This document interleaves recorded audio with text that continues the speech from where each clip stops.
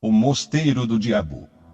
O Mosteiro do Diabo, o Mosteiro Maldito, um lugar em que, segundo dizem, habita o próprio diabo, a cerca de 40 quilômetros de Servilha, na localidade de Carmona, erige-se, no cimo de terras elevadas, dominando uma outrora extensa charneca, um velho e semi-destruído edifício, de tétrico aspecto e amplas dimensões, leva consigo uma lenda demoníaca. Estamos falando do chamado Mosteiro do Diabo ou Mosteiro Maldito, um lugar em que, segundo dizem, habita o próprio diabo. É necessário mergulhar na história deste lugar para comprovar que sua justificada fama se estende na profundidade do tempo. Uma história apaixonante é, de sua feita, tenebrosa.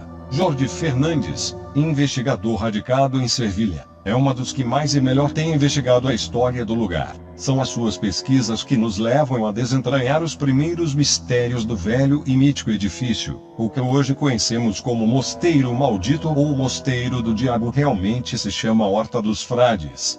Mas, no século XVII, foi batizado como Horta de São José. Vários nomes para descrever um grande convento em que o mistério e a lenda se fundem aos olhos do pesquisador que tenta preencher o seu caderno de campo junto àqueles muros. História de um lugar maldito. Foi no ano de 1620 que fundaram, nessa vasta extensão de terreno, um mosteiro de franciscanos dominicanos dedicado ao internato e à iniciação do noviciado.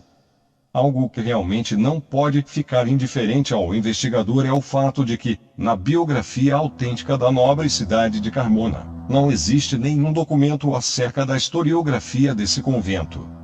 É como se o tempo houvesse intentado manchar suas trias para ocultar algum momento pavoroso do passado. Somente possuímos 2 documentos que atestam a existência física e histórica do convento. Um nos fala de uma doação, em forma de alimentos, que a junta de governo fez para evitar que os monges morressem de fome. O segundo dos documentos podemos encontrá-lo no arquivo histórico da junta da cidade de Carmona e, quiçá, em que pese ser o mais extenso dos 2, é o mais misterioso, no dito arquivo histórico concretamente no bloco 10, 20, insupara, 203, 210, extenso, legágio 120.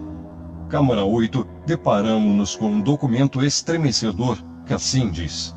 De uma parte, José Dias de Alarcón, escrivão, e por outra, João Rodrigo Pereira, frade dominicano, em união com alcaides e demais forças públicas e religiosas, nos narra assim os fatos ocorridos. Eu, senhores, me fiz frade dominicano no convento de São José, onde abracei o noviado há 3 anos, pouco mais.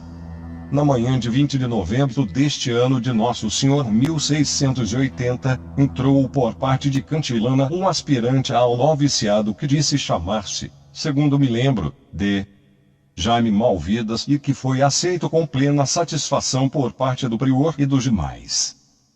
Este homem era alto, de grossas sobrancelhas, de nariz aquilino e a sua face era tão delgada como a de uma espada.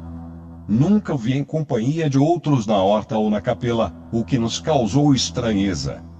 Eu, senhores, não sei como ocorreu. Na manhã do dia 02 de novembro do ano acima referido, quando despertei, não encontrei a porta de minha cela aberta como era o costume, pois, como os senhores sabem, todas as noites nos põem chaves e ferrolhos, e, crendo que ainda era muito cedo, entreguei-me a profundas meditações. Depois de esperar um pouquinho, senti por fim os passos débeis que provinham do corredor e que morriam bem na porta de minha cela. A porta, de um suave golpe, pôs-se aberta. Mas qual não foi a minha surpresa quando pude me certificar que atrás desta não havia nada. Então foi quando pensei que talvez a primeira missa já houvesse começado, e eu ficara, mortificado, a dormir. Mas, ao ver que as portas das celas de meus companheiros estavam abertas de par a par, fiquei pensativo um momento, até sair correndo em direção à capela. Quando lá cheguei, não vi ninguém. E entrou-me um calor desde a garganta até o peito quando ouvi uns lamentos a meia voz que, ao que parece, provinham da cozinha que estava ao lado da capela. Quando cheguei à cozinha, os queixumes eram ouvidos mais fortes dentro de mim, o que me fez pensar que era eu mesmo quem os produzia.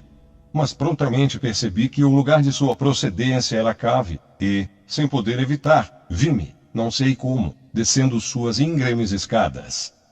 E maldito seja, senhores, o momento em que entrei naquele cômodo, pois, ao fazê-lo, deparei-me com o prior e os outros monges dependurados nos ganchos que usamos para perdurar porcos, carnes e chouriços. Eu, senhores, ao ver aquele quadro infernal e sangrento, comecei a vislumbrar uns seres pequenos que, apinhados ao redor dos cadáveres, comiam as suas carnes. Naquele momento senti um desmaio passageiro e pude ver, senhores, que os seres dos quais acabei de falar fundiram-se em um ente só, de repugnante aspecto. Olhando para mim, disse-me das seguintes palavras: deixei-o viver para que anuncie minha vinda ao mundo.